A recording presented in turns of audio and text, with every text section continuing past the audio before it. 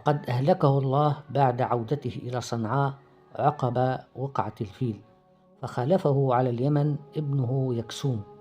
ثم الابن الثاني مسروق ابن أبرهة، وكان كما ذكر المؤرخون أكثر شرا من أبيهما، وأخبث سيرة منه في اضطهاد أهل اليمن وقهرهم وإذلالهم.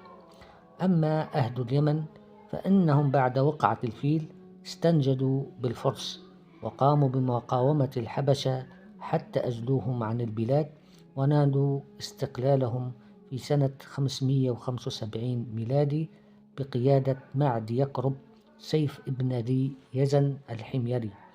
واتخذوه ملكا لهم. وكان معد يقرب أبقى معه جمعا من الحبشة يخدمونه ويمشون في ركابه، فاغتالوه ذات يوم، وبموته انقطع الملك عن بيت ذي يزن، وصارت اليمن مستعمرة فارسية تتعاقب عليها ولاة من الفرس، وكان أولهم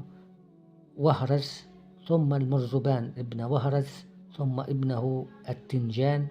ثم خسر ابن التنجان، ثم باذان. وكان آخر ولاة الفرس الذي اعتنق الإسلام سنة 628 ميلادي، وبإسلامه انتهى نفوذ فارس على بلاد اليمن.